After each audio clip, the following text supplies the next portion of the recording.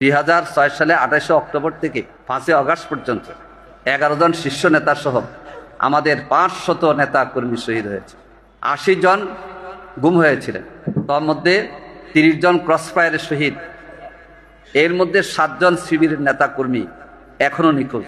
5000-এর উপরে নেতা কর্মী আপনার পঙ্গু অবস্থায় আছেন। সিরাজগঞ্জে একজন ভাই আছেন শিবিরের সাবেক সদস্য, যার 2টা চোখ নাই। একজন এতিম মেয়ে, তাকে স্বামী হিসাবে বরণ করেছে।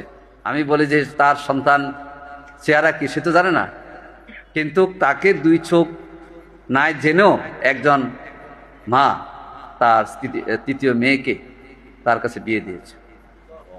একটি পা নাই, একটি পায়ের অর্ধেক নাই, চোখ নাই, হাত আছে আঙ্গুল নাই, কান আছে শোনে না। রোকন প্রার্থী কোনটাকে আসছে আমি জিজ্ঞেস করি, জবাব দেয় আরেকটা। জেলা আমির বসে আছে পাশে। আমি বললাম যে কেন? সে তো কানে কম শোনে। বলছে আপনি সরেন, তাকে আমার পাশে দেন। জিজ্ঞেস করলাম কেন? বলে যে শহীদ নোমানী যেদিন শহীদ হয় সেদিন রাজশাহী ইউনিভার্সিটিতে আমাদের অনেককে গ্রেপ্তার করেছিল, তার মধ্যে আমি একজন ছিলাম।